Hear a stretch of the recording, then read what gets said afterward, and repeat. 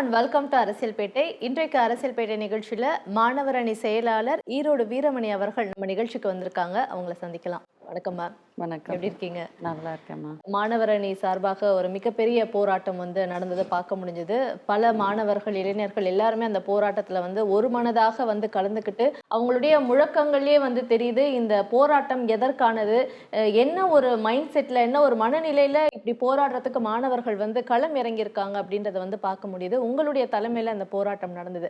எந்த ஒரு மொமெண்ட்ல இப்படி ஒரு போராட்டத்தை கையில எடுக்கணும்னு நீங்க டிசைட் பண்ணீங்க மேம்? ஆரம்பத்துல இருந்து தாவேகா அரசு ஆட்சி அமைத்த காலம் முதல் பார்த்தீங்க அப்படின்னா விபிஎஸ்ஏ திட்டங்கள் மசோதா ஒன்றிய அரசு நிறைவேற்றினதாகட்டும், ஏவிபிபி பாஜக மாணவர் அமைப்பு போய் முதல்வரை சந்திச்சு தாவேகா தலைவர் விஜய் அவர்களிடம் பார்த்தீங்க அப்படின்னா அரசு பள்ளிகளில் கூட இந்தியை திணிக்கணும் அப்படின்னு ஒன்றிய அரசு கடிதம் கொடுத்தது.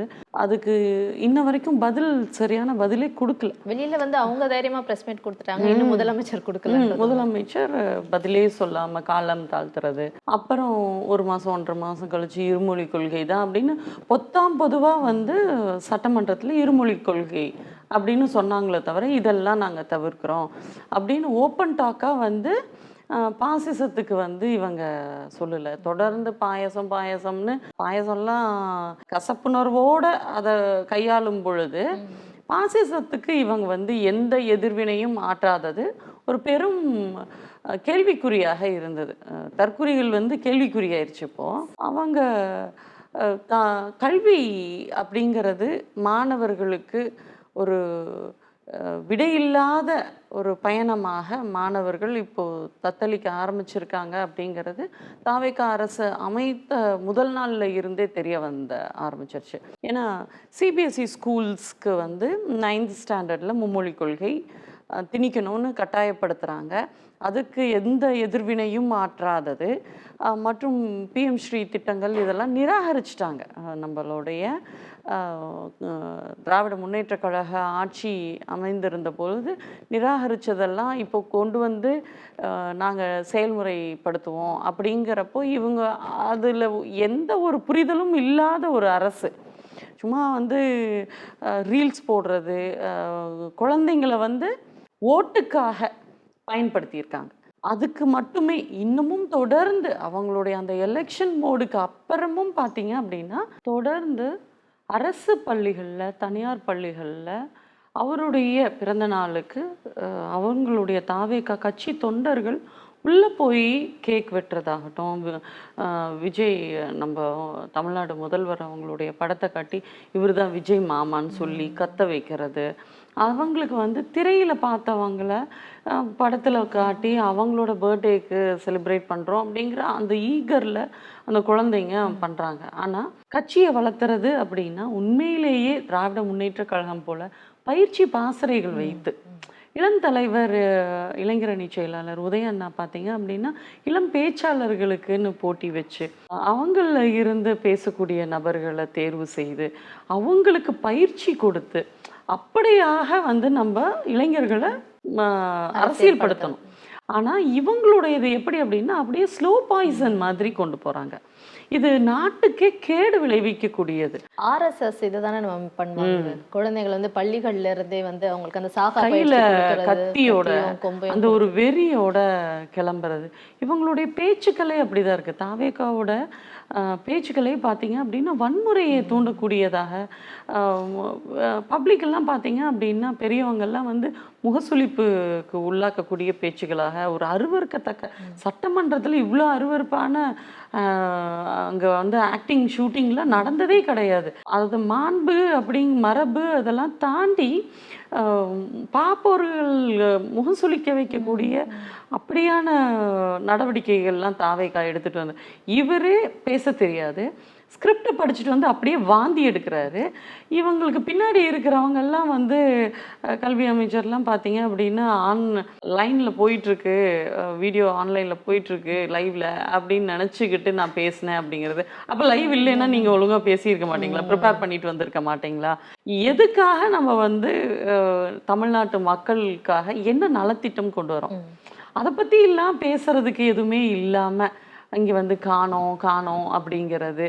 எப்படி காணாம போவாங்க? திராவிட முன்னேற்ற கழகங்களின் திட்டங்கள் இருக்கும் வரை, நீங்க காலை சிற்றுண்டி திட்டம் எங்களுடைய கழக தலைவர் கொண்டு வந்தது. அதை நீங்க 8ஆம் வகுப்புக்கும் நீட்டிக்கிறீங்க அப்படின்னா அது எங்க தலைவர் மேனிஃபெஸ்டோல அது அவருடைய வாக்குறுதி அது. அதைத்தான் நீங்க காப்பி பேஸ்ட் ஸ்கிரிப்ட் அப்படியே படிக்கிறீங்க, கொஞ்சம் மாத்தி படிக்கிறீங்க, உங்க ஸ்டைல்ல உங்க மாடுலேஷன்ல பண்றீங்க, அவ்வளவுதான். நடிகருக்கு அது ஈஸி. சுயமா சிந்திச்சு பண்றது அப்படிங்கிறது வரவே வராது அவங்களுக்கு.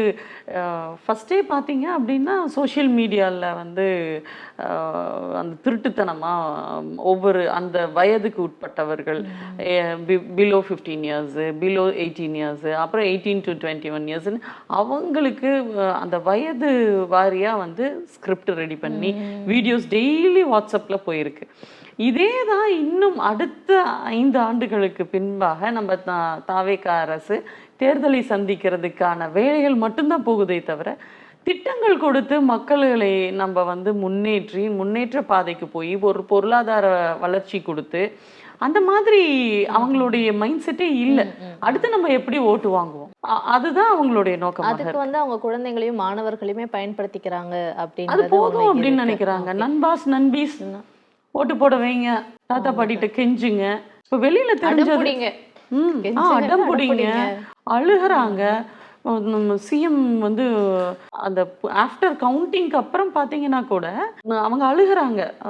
விஜய் வந்து சிஎம் ஆகணும், சிஎம் ஆகாம இருக்காங்க அப்படின்னு அந்த வீடியோஸே போடுறாங்க. அப்படின்னா இவங்களோட அந்த மேனிப்புலேஷன் தான் அந்த ஒவ்வொரு குடும்பத்திலையும் ஒரு தாக்கத்தை உண்டாக்கி இருக்குது அப்படின்னு. இவ்வளோ விஷயங்கள் வந்து பார்க்கும்போது மாணவர் அணி சார்பா இதுக்கு உண்டான ஒரு மாற்றத்தை கொண்டு வரணும், ஒரு குரல் கொடுக்கணும் அப்படின்ட்டு போராட்டம் நடந்தது அப்படின்னு எடுத்துக்கலாம் இல்லையா? கூடுதலா வந்து நீட் தேர்வு மறுதேர்வு வைக்கிறோம் அப்படின்னு சொன்னதுக்குமே இந்த போராட்டத்துல வந்து குரல் கொடுத்ததை பார்க்க முடிஞ்சது. இந்த நீட் வேண்டாம் அப்படின்றது தான் திமுகவுடைய நிலைப்பாடு ஆரம்பத்துல இருந்தே. அதையும் மீறி நீட் கொண்டு வராங்க. சில பேர் பண்ற ஊழலால, அந்த நீட்ல பண்ற சர்ச்சைகளால வந்து எல்லா மாணவர்களும் பாதிப்படைகிறாங்கன்றது வந்து அந்த மென்டல் ப்ரெஷர் அந்த மாணவனுக்கு எந்த அளவுக்கு இருக்கும். நீங்க இந்த நீட் தேர்வை ஃபேஸ் பண்ற மாணவர்களை சந்திச்சிருக்கீங்களா மேம்? மாணவர் அணி செயலாளரா இருக்கீங்க, அவங்க கிட்ட பேசியிருக்கீங்களா? என்ன மாதிரியான வேதனைகளை அவங்க அனுபவிக்கிறாங்க? நீட் தேர்வின் பொழுதே பார்த்தீங்க அப்படின்னா அவங்க வந்து படிப்பு மட்டுமே ஃபோக்கஸ்டாக இருப்பாங்க. அவங்க வந்து அந்த ட்ரெஸ்ஸு, ஏன்னா பல ஆண்டுகளாக இப்போ நீட் எழுதிட்டாங்க, 10 வருஷம் முடிஞ்சுது.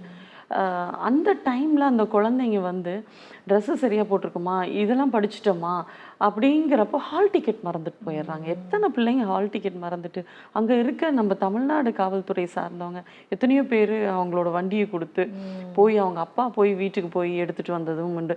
இதே வேற சென்டர் மாறி போய் வேற மாவட்டத்தில் அவங்க எழுத போயிருந்தாங்கன்னு வைங்க, அவங்களுடைய நிலை எப்படி இருந்திருக்கும்.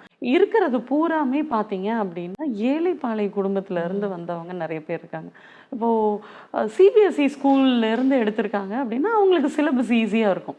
இது நேஷ்னல் வைடு எக்ஸாமுங்கிறனால இவங்க வேற கோச்சிங் சென்டருக்கு போய் படிக்கணும் அப்படிங்கும் பொழுது கோச்சிங் சென்டருக்கு பணம் கட்டக்கூடிய அளவுக்கு இவங்க வசதி வாய்ந்தவங்களா அப்படிங்கிறது ஒரு பெரிய துன்பத்துக்கு உள்ளாகுது. அந்த குடும்பமே ஒரு மன உளைச்சல்ல தான் இருக்கு. எப்படியாவது என் பிள்ளை ஆயிரும். அதுவும் இப்போ தற்பொழுது மறுதேர்வு அறிவிச்ச பிறகு இந்த கடந்த 4 நாட்களாக பார்த்தீங்க அப்படின்னா எங்களாலேயே அந்த மன உளைச்சல் தாங்கிக்க முடியல. ஒவ்வொரு வீட்டுக்கும் போகும் பொழுது கோவையில் ஆகட்டும், சேலம் கோபிகா அவங்க குடும்பம் ஆகட்டும், சாதாரண ஒரு வீடு தான் அங்கே. அப்புறம் தர்மபுரியில் ரோஷினி அவங்க வீடு, அவங்க வந்து முழுக்க முழுக்க கிறிஸ்துவ குடும்பம். இத்தனைக்கும் தாவேக ஆதரவாளர்கள். அவங்க போனாங்களா, ஏன் என்னன்னு கேட்டாங்களான்னு கூட தெரியல. இன்ன வரைக்கும் அந்த நீட் தேர்வை பற்றியோ, நீட் தேர்வுனால அந்த ப்ரெஷர்னால தற்கொலை செய்த கொண்ட மாணவர்கள் பற்றியோ எந்த கவலையும் இல்லாத தாவேக அரசா இருக்கு. அதுக்கப்புறம் கிருஷ்ணகிரியில் குடிபெயர்ந்த தருமபுரி மாவட்டத்தை சார்ந்த தொப்பூர் கிட்ட ஒரு மலைப்பகுதியில் இருக்க குடும்பத்துல இருந்து மலைவாழ் மக்களாக இருந்து ஒசூரில் போய் செட்டில் ஆனவங்க. ஒத்தையடி பாதையில் தலையில் வச்சு நாங்கள் நடந்திருக்கோம், இங்கெல்லாம் எங்களுக்கு பஸ் வசதியே இல்லாமல் இருக்குது அப்படின்னு நாங்கள் மண் தடத்தில் தான் நடந்து போனோம்.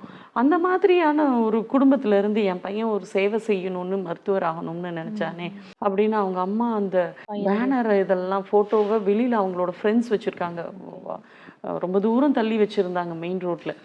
அதை எடுத்துகிட்டு வந்து எங்களுக்கு காட்டுறக்காக எடுத்துகிட்டு வரப்போ அவங்க அம்மா அடிச்சுக்கிட்டு அழுகிறாங்க, மாற அடிச்சுட்டு விழுந்து பிறண்டு.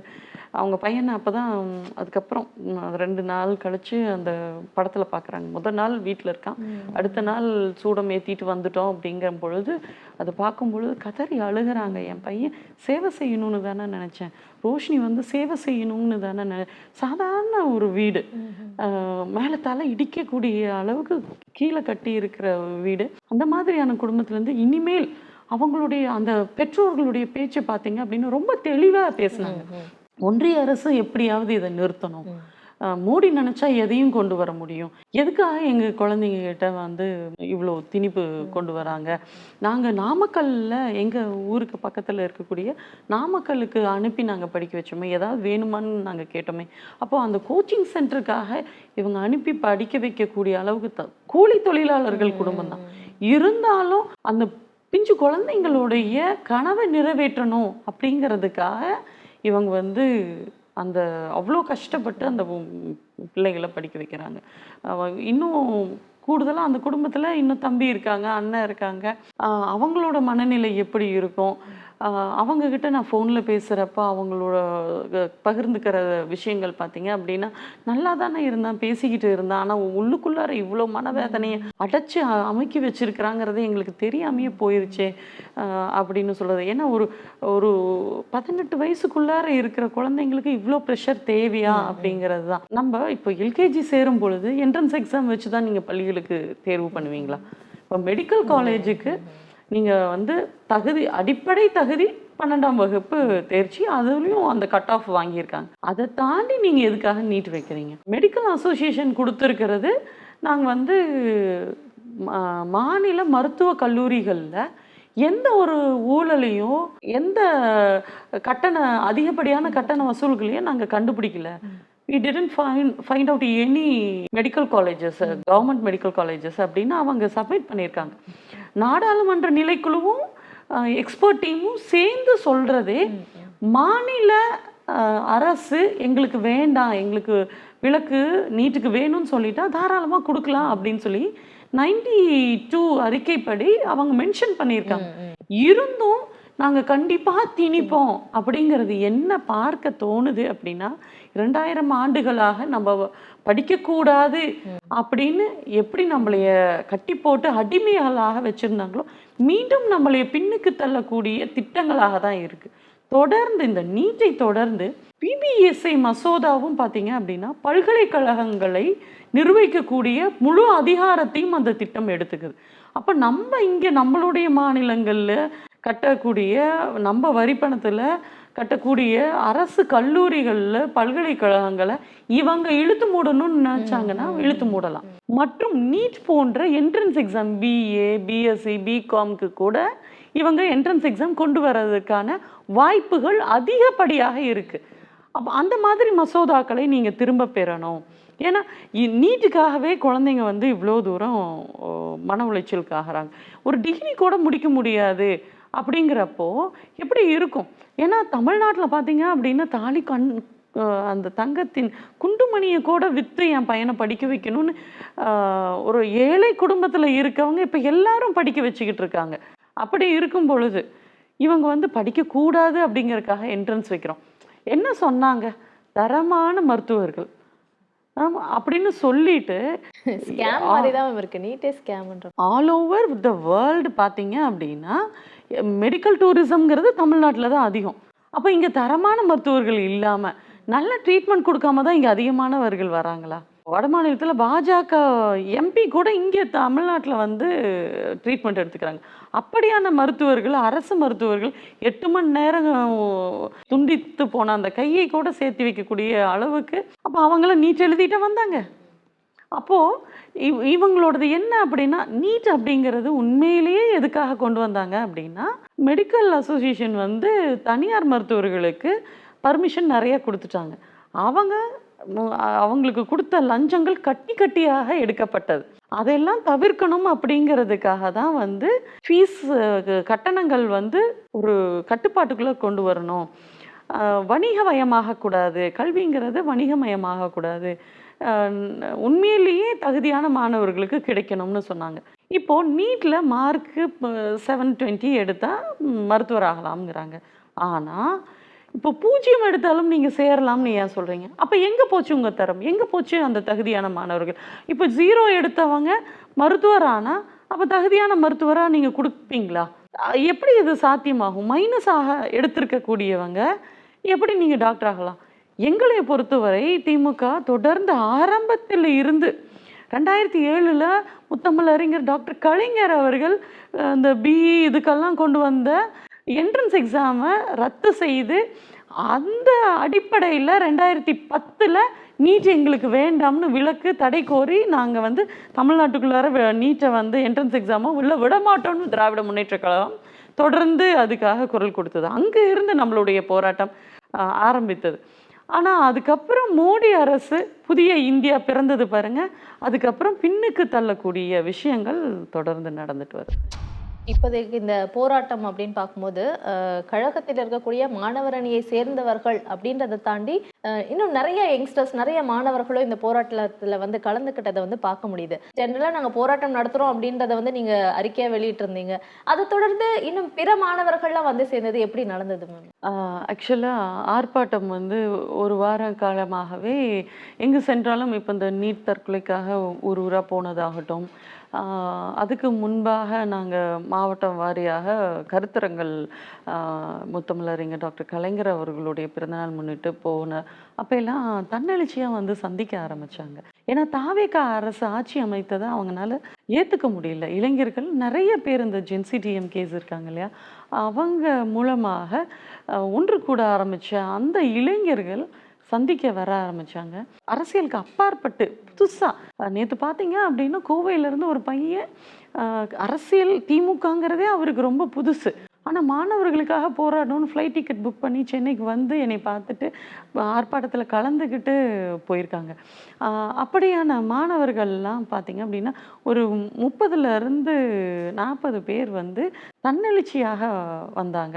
அவங்களா, அதாவது கட்சி உறுப்பினர்கள் அல்ல, திமுக நிர்வாகிகள் அல்ல, மாணவரணி நிர்வாகிகள் தாண்டி அவங்களா வந்தாங்க. அதுக்கப்புறம் ஒரு மாணவர்கள்னு ஒரு பெரும் கூட்டம் வந்து ஒரு 250 பேர் பார்த்தீங்க அப்படின்னா கன்னியாகுமரியிலேருந்து அழகழகான லட்டு பிள்ளைங்க, அறிவார்ந்த லட்டு பிள்ளைங்க. நான் சொல்கிறேன், அழகுன பார்க்குற தோற்றம் கிடையாது, அவங்களுடைய பேச்சு மொழியில் சொல்கிறேன், அறிவார்ந்த பேச்சு அந்த பிள்ளைங்க.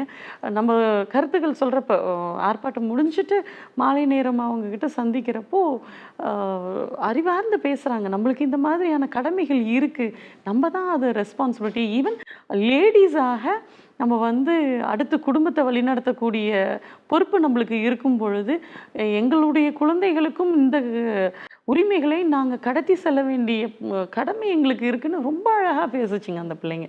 அப்படியான அறிவார்ந்த கூட்டம் நேற்று ஆர்ப்பாட்டத்தில் கலந்துக்கிட்டாங்க அப்படின்னு தான் சொல்லணும். இப்போ இந்த மாணவர்களை வந்து அரசியல் படுத்துதல் அப்படின்றது ஒன்று இருக்கு, இளைஞர்களை அரசியல் படுத்துதல்ன்றது அது அந்த கட்டத்தை தாண்டி அதாவது எல்லா இளைஞர்களுமே இப்போ இன்வால்வ்டு அப்படின்னு தான் சொல்லணும். இப்போ மாணவர்களை அரசியல் படுத்துதல் அப்படின்றது வந்து ரொம்ப மைன்யூட்டான ஒரு விஷயம் இல்லை, ரொம்ப நுணுக்கமான ஒரு விஷயம் இல்லை மேம். இந்த மாணவர்கள் வந்து ஜாலியாக இந்த ஸ்கூல் போகிறோமா, விளையாடுறோமா, வீட்டில் இருக்கோமா, இல்லை காலேஜ் வந்து சேர்றோமா, அவங்க பருவமே வேற மாதிரி இருக்கும். அவங்கள அரசியல் படுத்துதல் எந்த அளவுக்கு முக்கியமான ஒன்றா இருக்கு மேம்? நீங்கள் சந்திக்கக்கூடிய மாணவர்கள் மத்தியில் அந்த அரசியல் பற்றின விழிப்புணர்வு எந்த அளவுக்கு இருக்கு மேம்? ஆக்சுவலாக இவங்க தாவேக்கா பார்த்தீங்க அப்படின்னா அந்த ஃபன் ரீல்ஸ், பாட்டு இதெல்லாம் வச்சு அவங்களுடைய ரசிகர்களை வச்சு நம்ம எப்பயும் ஓட்டு வாங்கிடலாம், வின் பண்ணிடலாம் அப்படின்னு ரசிகர்கள் அதை அரசியலாக்கலாம் அப்படின்னா இவங்க பெரும்பான்மையான ஒரு 160 சீட் வின் பண்ணியிருக்கணும்.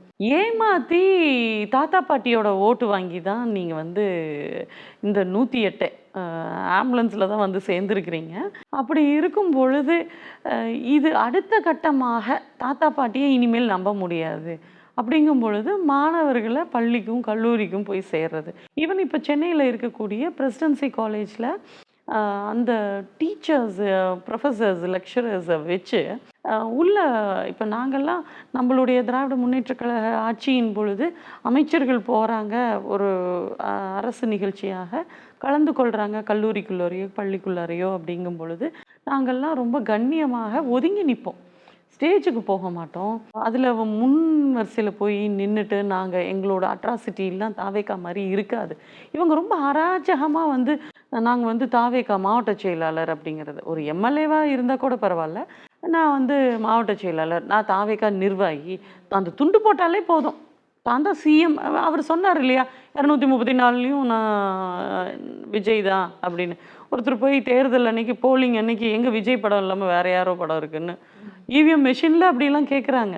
அவ்வளோதான். அவங்களுடைய ரொம்ப குறுகிய மனப்பான்மை உடையவர்கள் தான் இருக்காங்க. அந்த மாதிரி பிள்ளைகள்கிட்ட போய் இவங்க ஈஸியாக இந்த ரீல்ஸ் மோகத்தை வச்சு பண்ணிடலாம்னு திட்டம் தீட்டிட்டு இருக்காங்க.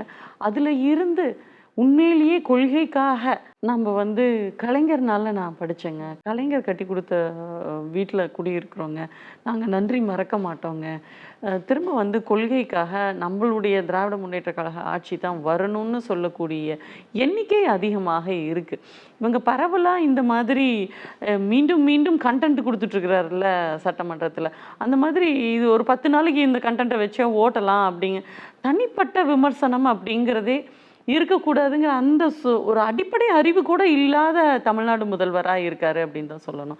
எதை எந்த இடத்துல சட்டமன்றத்தில் எதை பேசணும் அப்படிங்கிறது இல்லாமல் இப்போ நாங்கள் பேசலாமா, சஞ்சய் வந்து எங்கள் அப்பாவை காணோம்னு சொல்கிறாரு, எங்கள் இளந்தலைவர் சொன்ன மாதிரி கணவரை காணாம்னு தேடிட்டு இருக்கக்கூடிய செங்கல்பட்டு ஸ்டேஷனில் தேடிட்டு இருக்கிறாங்க அப்படின்னு நாங்கள் சொல்கிறது எவ்வளோ நேரம் ஆக போகுது? இந்த சட்டமன்றத்தில் எங்களுக்கு நீங்கள் தான் ப்ரிப்பேர் பண்ணிட்டு வந்து அங்கே படிக்கணும், நீங்கள் ஒப்பிக்கக்கூடிய ஆள். நாங்கள் வந்து இந்த ஆக்ஷன் கேமராலாம் தாண்டி எங்கள் ஆள் வந்து சீனியர், இம்மீடியட்டாக ரிப்ளை கொடுக்க முடியும். அவர் முடிச்சு போச்சுன்னு சொன்னதுக்கப்புறமா அங்கே அமைச்சர்கள் பேசிக்கிட்டு இருக்கிறது, ஆக்ஷன்னு சொன்ன உடனே அவங்க வந்து நடிச்சுக்கிட்டு இருக்காங்க சட்டமன்றத்தில்.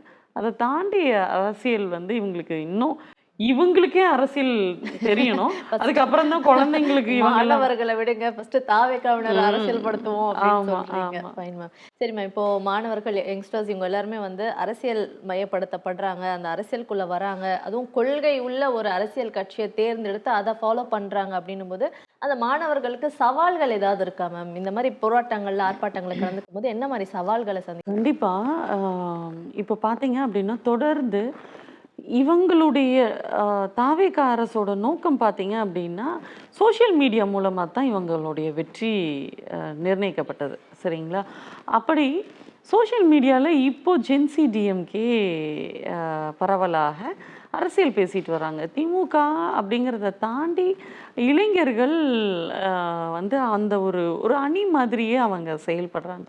இளைஞர்கள் ஒரு கூட்டமாக சேர்ந்து செயல்படுறாங்கன்னு அமைச்சர் ஆதவ் அர்ஜுனா ரொம்ப பயப்படுறாப்புல. அந்த இளைஞர்களுக்கு தொலைபேசி மூலமாக மிரட்டல் விடுக்கிறாங்க. ஆதவ் அர்ஜுனாவுடைய ரிலேட்டிவ்ஸ் மூலமாக இளைஞர்களுக்கு ஃபோன் கால்ஸ் வருது. மற்றும் மாணவர் அணியை சார்ந்த சமூக வலைத்தள பொறுப்பாளர் தருமபுரி வடக்கு மேற்கு மாவட்டத்தை சார்ந்த அந்த பையனை அரெஸ்ட் பண்ணியிருக்காங்க. நான் முந்தா நேற்று அங்கே போகிறப்ப தான் அது தெரியுது. நடு ரோட்டில் துணி மாற்ற வச்சுருக்காங்க. அந்த தம்பியை வந்து தாவேக்கா அலுவலகத்தில் 1 மணி நேரம் உட்கார வச்சுருக்காங்க. அந்த தம்பிக்கு ஃபிக்ஸ் வர அந்த இது இருக்கிறனால ஃபிக்ஸ் வந்து அந்த வலிப்பு வந்து விழுந்திருக்க அதுக்கப்புறம் தான் அடித்து மிரட்டலாம்னு நினச்ச இவங்க ஃபிக்ஸ் வந்ததுக்கப்புறம் எஃப்ஐஆர் போட்டு ஜெயிலில் வச்சுருந்து இப்போது முந்தா நேற்று தான் பெயிலில் வெளியில் வந்திருக்கார். இப்போது கருத்துரிமை அப்படிங்கிறது குறவழியை நெரிக்கப்படுகிறது. இவங்க மட்டும்தான் சோஷியல் மீடியாவை பயன்படுத்தணும். திமுக சோஷியல் மீடியாவில் பயன்படுத்தி இளைஞர்கள் வந்து திமுக வசம் போயிடக்கூடாது அப்படிங்கிறது இவங்களுடைய பெரிய அராஜகமாக இருக்குது. அதுலேயும் இப்போ ஜென்சி டிஎம்கேல இருக்கக்கூடிய அன்பானந்தம், அவங்க கிருஷ்ணகிரி மாவட்டம், அவர் கட்சிக்காரருடைய மகன், ரொம்ப நல்லா பேசுவார். இப்படியான இளைஞர் படையை திரட்டி திமுகவுக்கு பெரும்பான்மையாக வந்துருமோ அப்படிங்கிற பயம் ஆதவ அர்ஜுனா கண்ணில் தெரியுது அப்படின்னு தான் சொல்லணும். ஏன்னா அந்த பிள்ளைகளை போய் மிரட்டுறது அப்படிங்கிறது ரொம்ப இழிவாக இருக்குது. சென்னையிலேயே வந்து அவங்க மண்டபத்தில் தான் ப்ரோக்ராம் அரேஞ்ச் பண்ணியிருந்தாங்க. அது வந்து பெர்மிஷன் கொடுக்கக்கூடாதுன்னு மிரட்டி, எந்த ப்ரைவேட் மண்டபங்களும் ஹால் கொடுக்கக்கூடாதுன்ட்டு விரட்டி விட்டதன் விளைவு அவங்க வந்து அறிவாலயம் தஞ்சம் புகுந்தாங்க. அதே மாதிரி பாண்டிச்சேரியில் நடக்கவிருந்த அந்த ஜென்சிடிஎம்கே கூட்டம் தடுக்கப்பட்டு அது வந்து விழுப்புரம் மாவட்டம் லக்ஷ்மணன் அண்ணா அவங்க ஏற்பாட்டில் அறிவாலயத்திலேயே நடந்தது. ஸோ எந்த மாவட்டத்துக்கு போனாங்கனாலும் அங்கே ஒரு கலைஞர் அரங்கம், அறிவாலயம் இருக்குது. இளைஞர்கள் எப்போ வேணாலும் அவர்களுக்காக அறிவாலயம் கதவு திறந்திருக்கப்படுதுன்னு இதன் வாயிலாக தெரிவிச்சுக்கொள்கிறோம். Fine ma'am. ஸோ தொடர்ந்து மாணவர் அணி இதே போன்ற மிக சிறப்பாக செயல்படுறதுக்கு எங்களுடைய வாழ்த்துக்களை தெரிவிச்சுக்கிறோம். Thank you so much. தேங்க்யூ. மீண்டும் நாளை இரவு 9:30 மணிக்கு அரசியல் பேட்டை நிகழ்ச்சியில் சந்திக்கலாம். நன்றி.